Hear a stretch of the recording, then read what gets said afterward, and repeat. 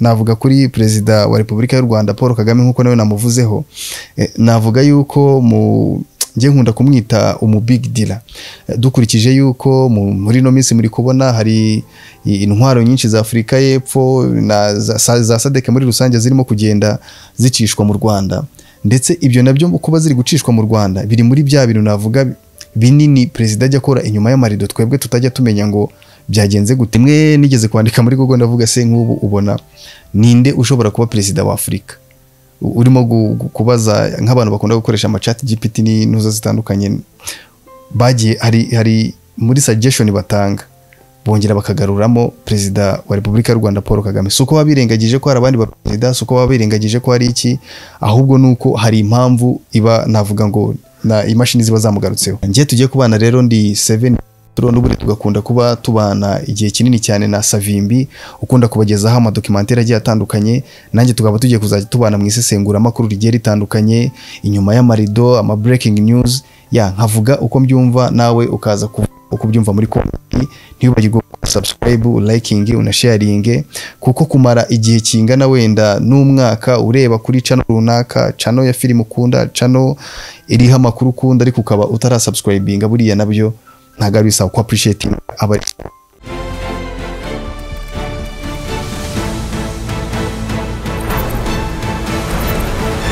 The Update TV. Mwite Matamela Cyril Ramaphosa cyangwa se Ramaphosa nkuko bamwe bakunze kumwita, akaba ari Perezida wa Afrika y'Epfo ubu ngubu navuga uriho, ndetse hakaba hari na Alassane Ouattara akaba ari Perezida wa Côte d'Ivoire, hakongera hakaza nanone Perezida wa Repubulika y'u Rwanda Paul Kagame. Akaba ari bo bantu navuga ngo tugiye kugarukaho kuri no munsi wa kuri no tariki ya 13 navuga ngo zo kwezi kwa gatanu, navuga ngo hitabiriwe inama ya Africa CEO Forum, cyane cyane bitewe n'ukuntu ngewe ngenda mfata buri umwe muri abangaba. Ninza gufata Perezida wa Afrika y'Epfo mu minsi yashize yagiye ahura n'ibizazane bigiye bitandukanye bitewe n'ingabo yohereje, navuga muri yohereza Afrika y'Epfo yohereje binyuze mu muryango wa SADC, akazohereza muri Congo. Abanyafrika y'Epfo mwagiye mubibona, yaba Malema yagiye complaininga kubera iki byagenze gutya. Malema ni wa mwopoza navuga w'ishyaka riri ku butegetsi rya Afrika y'Epfo. Nakongera nkagaruka kuri uwo bita Alassane Ouattara, akaba ari Perezida wa Côte d'Ivoire, ndetse akaba ari naho navuga ngo ino nama ya Africa CEO Forum yagiye, akaba ariho navuga ngo uno muryango waturutse cyane cyane. Iyo bavuga ubundi Africa CEO Forum bisobanuye ko nubundi ni umuryango ugizwe n'abantu bamaze kugera navuga ngo mu 1800. Nimvuga abantu 1800 baturutse mu bihugu birenga ubu ngubu ni birenga 70 bigiye bitandukanye. Akaba ari umuryango navuga watangiye mu 2012, urumva urimo kugenda usatira imyaka 13 umaze navuga uvutse. Navuga mu kintu cyatumye uvuka nkuko mwumvamo ngo ni Africa CEO Forum, n'ubundi ni umuryango navuga uhuza aba CEO batandukanye, cyangwa se ugenda uhuza n'abantu bakora business zigiye zitandukanye, navuga ku isi ahantu hatandukanye, ako cyane cyane bikaba bishingiye muri Afrika nkuko mubyumva nyine ko byitwa Africa CEO Forum. Ariko cyane ko Afrika idakora yonyine, n'ubundi ikora n'imiryango mpuzamahanga igiye itandukanye, cyane cyane ko uno muryango mu nshingano zawo za mbere cyangwa se mu migabo n'imigambi uba ufite ni ukureba ahantu hava amafaranga kugira ngo haze gukorwa za business ziza gutuma hagira iterambere riza kuza. Ntakomeje kwizima mu magambo rero, navuga ngo muri aba bantu nkuko twabivuze mu byo tugiye kuganiraho, ndagira ngo wenda ntagiye kure cyane nongere mvuge kuri navuga kuri Perezida wa Repubulika y'u Rwanda Paul Kagame nkuko nawe namuvuzeho. Navuga yuko ngiye nkunda kumwita big dealer. Ndamwita big dealer kubera iki? Ndamwita big dealer kuko nuza kureba ibikorwa byinshi yagiye akora mu gihe gitambutse, byagiye navuga bishokinga isi na Afrika muri rusange. Navuga ngo byagiye hari ikintu bikora kidasanzwe, navuga ku mitekerereze y'abantu n'ukuntu bafata ku Rwanda. Rimwe nigeze kwandika muri Google ndavuga se nk'ubu ubona ninde ushobora kuba Perezida wa Afrika, urimo kubaza nk'abantu bakunda gukoresha chat GPT n'intuza zitandukanye, bagiye hari muri suggestion batanga bongera bakagaruramo perezida wa Repubulika y'u Rwanda Paul Kagame. Suko babirengagije ko hari abandi baperezida, suko babirengagije ko hari iki, ahubwo nuko hari impamvu iba navuga ngo na imashini ziba zamugarutseho. Cyane cyane ko no muri mu nshingano navuga mu bintu uno mu muryango urimo gushaka gushyira imbere ino Africa CEO Forum, navuga ko harimo no guteza imbere ubwenge bukorano mu ishoramari, ubwenge bukorano mu ishoramari. Niba mubyibuka navuga mu mwaka ushize wa 2024 nibwo nanone mu madiru njya mvuga Repubulika y'u Rwanda bayakoze wenda inyuma y'amarido cyane, ntagakunda kuza wenda tangaza avuge nadirinze gutya byagenze gutya na gutya, ariko iyo tugiye kubona tukabona igikorwa nk'iki kirabaye, tukabona twakiriye ino nama mu mwaka ushize wari wabanje yari yakiriwe n'ubundi na Cote d'Ivoire, ukurikiye u Rwanda ruyakira, uyu nguyu wakiriwe na Cote d'Ivoire, ukurikira ndumva ari u Rwanda ruzayakira n'ubundi. Ayo nama diru navuga Perezida wa Repubulika aba yadirinze mu ibanga rikomeye. Avuga ngo duhereye kuri Perezida wa Afrika y'Epfo Cyril Ramaphosa mu guhura kwe na Perezida wa Repubulika y'u Rwanda Paul Kagame, hari navuga akantu kakozwe navuga keza ku bihugu byombi cyangwa se no kuba perezida bombi. Hari ubundi normally hari ibintu tuba twa expectinga nk'abaturage, ubu usanga umuntu arimo gutekereza avuga ati igihugu cya Afrika y'Epfo noneho perezida wenda huye na perezida kanaka, huye na perezida uyu nguyu byagenda gutya, nkuko tuba dutekereza wenda tuvuga ngo ese ubundi perezida wa Amerika ahuye na perezida w'Uburusiya Putin byagenda gute. Hari igihe tuba dutekereza cyane ko nka AI yazanye ibintu, AI buriya igihe tugezemo navuga ngo hari abantu ushobora kugarura akakanya bakibaza ibintu bari kubona niba koko ari ibyanyabyo. Iyo ufashe amafoto abiri y'aba perezida b'ibihugu bibiri bitandukanye ugasanga AI irabafashira barwanishije, ukaza gusanga bimeze nk'ari ibintu byanyabyo, uheretse wenda nk'umuntu wapfuye atarabona ko AI yabayeho yavuga yuko ibyo bintu biri kuba ari ibyanyabyo, yaba yibaza ahubwo se barwanaga bapfa icyo, ugasanga ujya gusobanura. Ariko navuga turi mu kinyejana twebwe abantu, navuga ino generation y'abantu turi kubaho iki gihe, turi mu bantu badashobora kuzavuga ngo ijambo rivuga ngo ntibishoboka dushobora kuzarisiba mu bwonko bwacu. Cyane ko wenda navuga ngo ntagiye kujya muri ibyo by'ama AI cyane n'iki ngo ntandukire, navuga ngo Perezida Cyril Ramaphosa cyangwa se Ramaphosa ahura na Perezida wa Repubulika y'u Rwanda Paul Kagame, dukurikije yuko muri no minsi muri kubona hari intwaro nyinshi za Afrika y'Epfo na za SADC muri rusange zirimo kugenda zicishwa mu Rwanda, ndetse ibyo nabyo kuba ziri gucishwa mu Rwanda biri muri bya bintu navuga binini perezida ajya akora inyuma y'amarido twebwe tutajya tumenya ngo byagenze gute. Ariko kimwe mu bintu njya nkunda kumva nuko aba perezida bombi wenda sindibuze kuvuga ngo ndabakompara, ariko kuba harabayeho yuko perezida wa Afrika y'Epfo ugiye kureba ahantu roketinze ni ahantu kure, ni ahantu kure y'u Rwanda, cyane ko uturutse navuga i Kigali ujya Joburg, Johannesburg cyangwa se Cape Town n'ubundi byose ni ibijye n'ubundi Afrika y'Epfo, ugiye usanga uri buze gukoresha byibuze amasaha 4 n'igice uri mu ndege. Bivuze ngo umuntu ahagurutse agiye muri Afrika y'Epfo, undi agahaguruka wenda agiye muri nko muri Dubai, ari bwambuka inyanja wenda muri ibihugu byo hafi utarajya kure cyane i Burayi, usanga n'ubundi haraza gukoreshwa ekari y'amasaha yenda kungana. Bivuze ngo ni ahantu kure, kuko uhagiye n'imodoka nibwo ukuntu ari kure. Rero wenda icyo nshaka kugarukaho cyane ntago ari kuvuga, ntago nshaka kumvikanisha ukuntu ari kure cyane, ahubwo ugiye kureba umuntu ashobora kwibaza akavuga ati se kibi bihugu byombi bidahana imbibi, ese ubundi bishyamirana kubera iki? Bishyamirana kuko bishobora gushyamirana bitewe ngiye kuvugaho. Nuza kureba navuga ngo ikintu twebwe duturanye na Kongo ituranye n'ibindi bihugu nabyo bigiye bituranye na Afrika y'Epfo. Akaba ariyo mpamvu hari umuryango wa SADC uje gukora icyo bita support waje gukora support kuri Kongo navuga. So navuga ngo mu kuza gusapotinga Kongo, aho hantu tuza guhita natwe tuzazamo kubera iki? No kuvuga ngo ukurikije uno mutwe wa M23 uburi kuguragwanwa muri Kongo, bikaza nanone mwagiye mubona igihe kinini mu bihe bigiye bitandukanye habaho kurasa mu Rwanda twagiye tubibona, impunzi zabayeho ziraza tukumva yuko hari guhungabana k'umutekano bitewe navuga n'umutwe wa M23 n'ubundi ukomeza kugenda ushinjwa yuko u Rwanda rusapotinga n'iki, ariko haza kugaruka nanone inyuma y'amarido ukaza kwibaza ngo niba Afurika y'Epfo yarafashe indege ikohereza ibikoresho bingana n'ibyo turi kubona n'aka kanya ntibyari byarangiza kugenda. By the way, biri mu bintu tuzagenda tubaha update zabyo, wenda guhera ubu ngubu hari ama update tujye kuza tubahereza y'ahantu ibintu bigiye bigeze. Navuga noneho ukaza kureba ibi bihugu byombi, uraza gusanga Afurika y'Epfo koko yaje ije gusapotinga navuga FARDC. Niba ije gusapotinga FARDC kugira ngo barwanye M23, ukaza gusanga ibyo bintu byaje n'ubundi byegera u Rwanda. Of course u Rwanda narwo hari ikintu rugomba gukora kugira ngo rwirinde, kugira ngo rurinde navuga inkiko zarwo. Ibyo bintu byagiye wenda bivugwa binasobanurwa mu nce zigiye zitandukanye.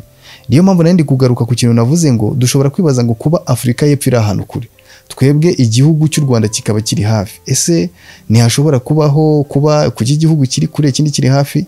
Ariko niba navuga ngo dukoresha cya kintu twajyaga dukoresha muri navuga muri chimie no muri physique, bavuga ngo please bibyara please minus bibyara minus. Nyine ni ukuvuga ngo niba hari uwo twita sinjye sinza wenda gukoresha ngo umwanzi, kuko ubundi umuturanyi aba ari inshuti y'agahato ko byagenda kose, wabyanga wabyemera n'ubundi aba ari umuntu isaha n'isaha, hari byinshi mushobora guhuriraho.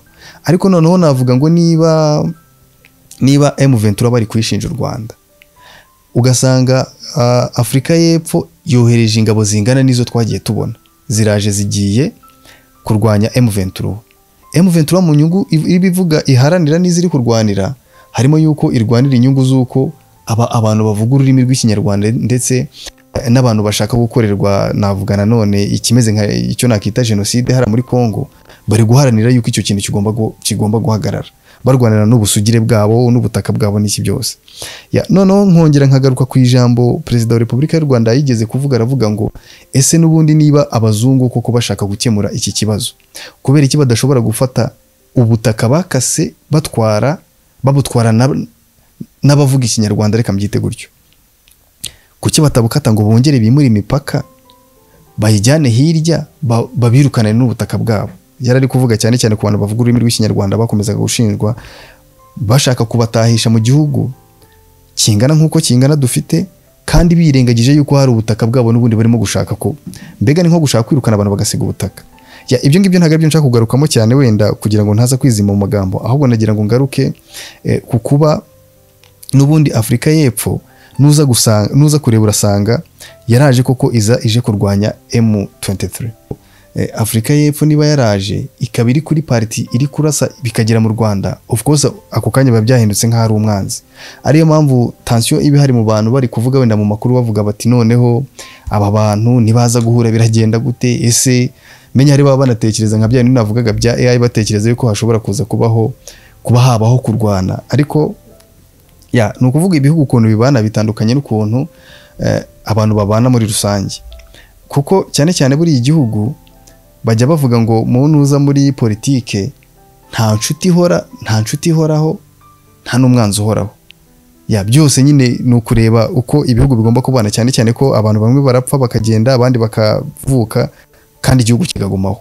Niyo mpamvu rero muri politike ahubwo byose tureba ni inyungu duhuje. Niyo mpamvu iyo hagize nk'agatotsi kazamo gutya abantu batuba turi kwibaza, se tubonye Ramaphosa duhita dutekereza Afurika y'Epfo, tubonye Perezida Paul Kagame duhita dutekereza u Rwanda. Navuga ngo aba perezida basuhuzanyije bitewe nuko wenda navuga ngo abaturage bitewe n'ukuntu nabo baba babibona, hari akantu navuga keza gahita kaba yuko byibuze hari agatima gahita kagarura impembero kavuga kati ni navuga Afurika y'Epfo abasirikare bayo barimo kunyura nako zimwe mu ntwaro zayo zinyura mu Rwanda n'izindi ntwaro zigiye zitandukanye z'ibihugu bitandukanye byo muri Tadeke, u Rwanda rukaba ari rwo rwatanze inzira navuga ngo ya nyayo. Nanone iyo twakongera tukagaruka kuri wenda tudakomeje kwibanda kuri Afurika y'Epfo wenda cyane n'u Rwanda, nkongera kugaruka kuri Perezida wa Repubulika y'u Rwanda Paul Kagame. Mu minsi yashize mwamubonye navuga ari muri yagiye muri Paris Saint-Germain yagiye kureba match ya Champions League, ngiye kureba byinshi byagiye bikorwa bigiye bitandukanye. Impamvu ngiye nkunda kuvuga ngo no mu big dealer, nkunda kumwita mu big dealer kuko hari byinshi ajyamo ukabona wenda tuvuge yagiye tubona twebwe ko yagiye kureba match, ariko ngiye ntago mfata ngo yagiye areba match gusa birarangira, ahubwo bitewe n'ukuntu navuga ngo haba hari byinshi yagiye kureba, cyane cyane byinshi ntabwo ari bigarukira kuri match. Impamvu mvuga ngo ntibigarukira kuri match, ujya kubona ukabona niba agiye kureba match cyangwa se hari umuntu runaka bahuye ukajya kumva amasezerano yanahe, ukajya kumva wenda niba yari yagiye muri Amerika gutya na gutyo ukumva ari ikindi kintu cyahindutse. Niyo mpamvu navuga ngo mu bintu bigomba kwitegwa, by the way n'ibintu byabaye navuga ngo byatumye Kongo nanone bikoma mu nkokora cyane bitewe n'ibintu Kongo yari iri gushaka. Murabizi Kongo yagiye isabira igihugu cy'u Rwanda ibihano bigiye bitandukanye, yagiye navuga ivuga mu bintu navuga uriya muvugizi wa Kongo Kayikwamba, uriya mu ukunda kugenda yivugira affaire étrangère cyane, navuga ngo mu bintu yagiye agaruka ngo u Rwanda ruhanwe ngo rufatanya na M23. Gusa nuza kwitegereza neza urasanga mu minsi yashira muri no minsi ndumva itarenze nk'itatu hari nanone nagiye kubona mbona asohoye itangazo riri kongera gusaba Europe, no kuvuga igihe Europe yari kwizihiza igihe imaze niba navuga ngo yigenze, twongeye kubona nanone arimo gusaba ubumwe bw'Uburayi ari kubusaba ngo ko twasabiye igihugu cy'u Rwanda ibihano bigeze hehe. Urumva icyo kintu cyonyine ni ikintu navuga muri diplomasi nta diplomasi birimo aho ngaho. Abantu barababwiye kuki mudafatira ababana ibihano, wenda baritegereza baza gusanga koko ibintu uri kuvuga nawe hari bimwe wigizamo nkana, hari ibyo usabwa gukora nawe udakora. So noneho usanga we arimo gukomeza kujya guhatiriza ngo ni nko kubaza ngo ese kubera icyo u Rwanda rwo mutari ku ruhana, ese kuki mudukomeza gukanyaga, nyine yasa nk'umuntu ukomeza kugira ngo igihugu cy'u Rwanda gikomeza kujya handi hantu arenza aho cyari kiri. So gusa ibyo ngibyo n'ubundi navuga ngo yabivuze nyuma yuko kwa kujya kureba umupira kwa Perezida wa Repubulika y'u Rwanda twagiye tubona mu Bufaransa byagiye biba. Ni ukuvuga ngo niba hari ikintu kigenda kirya, niba navuga ngo kirya ibihugu bitandukanye, ndeke kuvuga Kongo gusa, iyo turi kubona ikintu cyitwa Visit Rwanda, tukabona ikintu cyitwa tukabona Perezida w'u Rwanda yagiye wenda ahantu avuyeyo deal irabaye, ugasanga noneho nk'amakipe buriya nk'ikintu cyantangaje ku mukino wa no ma equipe abiri Paris Saint-Germain na Barca, Paris Saint-Germain na Arsenal zose zari Visit Rwanda murabizi. Noneho kubona abantu bose bahuriye mu kibuga still bari kwamamaza, hatsinduriya byose ni kwamamaza Visit Rwanda. Nanone bareba ugasanga hari indi kipe yo mu Budage, ndumva niba ari mu Budage nanone yiyongereyo muzamamaza Visit Rwanda. So ukaza gusanga n'ubundi ibihugu bikomeza kwibaza why u Rwanda rukomeza ari rwo rukomeza kuza imbere, why. So rero niyo mpamvu nkunda kuvuga ngo the big dealer is behind, the big dealer uri behind n'ubundi ni kwa kundi twamubonye yagiye hariya yakoze byinshi, ndetse navuga wenda byo abagomba gukora tukajya kubona tukabona ari ibyabaye, ari nirubatswe ushaka ni byinshi aba yagiye akora. Gusa ntabwo ndi kubivuga kugira ngo mukeze, simbivuga kugira ngo buri umuntu yakoze aba yakoze, kandi nibyo yakoze resultat tugenda tuzibona. Nuza kureba urasanga byinshi n'ubundi navuga Kayikwamba yashakaga ajya kujya muri arimo yandikira Europe n'ubundi ejo bundi, nuko abashaka n'ubundi ku Rwanda ntago aba yumva ukuntu u Rwanda, ese u Rwanda rungana gutyo, u Rwanda barupima mu buso bakareba iki rudakora kunyera, rudakora hehe, bagakomeza kwibaza ngo kubera iki rukomeza gukora ibi bintu. Gusa ibi n'ibindi n'ubundi bazakomeza kubyibaza mbere yuko ariko wenda nagira bazakomeza kubyibaza kugeza igihe wenda bazabonera ibisubizo hari byo badashaka. Ariko ngiye niko nkunda kubona cyane kuko the more babaza ese kubera iki ibi bitabaye, usanga n'ubundi u Rwanda rukomeza rwo gukora ibyo rwagagombye gukora. So nanone ukongera ukareba muri no Africa CEO Forum yabaye n'ubundi iri gusoza kuri uno munsi, turaza kubonamo nanone habayeho kuganira kwa Perezida wa Repubulika y'u Rwanda n'ubundi nyine Paul Kagame aganira na n'uwo bita Alassane Ouattara navuga tuheruka kuboherereza Rosemary kugira ngo ahagararire u Rwanda muri kiriya gihugu, bivuze ngo n'ubundi imibanire yacu, diplomasi zacu numva z'u Rwanda na Cote d'Ivoire zimeze neza. Niyo mpamvu navuga ngo buriya mu bintu baganira, niba hari ikintu navuga ngo twabonyemo umuntu nka Perezida Paul Kagame yagiye kuganira na Perezida wa Cote d'Ivoire, bahujwe na Africa CEO Forum. Africa CEO Forum niyo yatumye bahura, ariko nubwo yatumye bahura hari ikindi kintu bari kuganira kiri behind icyo kiterambere cyane cyane ry'ibintu bigushobora kuzakorwa mu gihe kiri imbere. Twebwe nta kindi tubereye aha ngaha uretse kwicara tukavuga uko tubyumva, nanjye mbisesengura uko mbyumva, nawe wajya muri comment ukashyiramo uko byumva. Tugunda kuvuga ngo twebwe turi abademokrate, ariko atari ya demokarasi abanyamerika n'abandi bantu bakunda kutuzanira, demokarasi yerekana yuko buri muntu aba yisanzuye.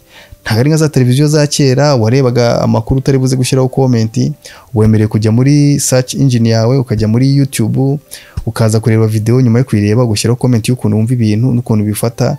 Navuga ngo mwakoze kubana natwe, ikindi kiganiro n'ubundi nk'iki ngiki nakagaruka. Mwari kumwe nanjye Seven Maestro. Muchas gracias.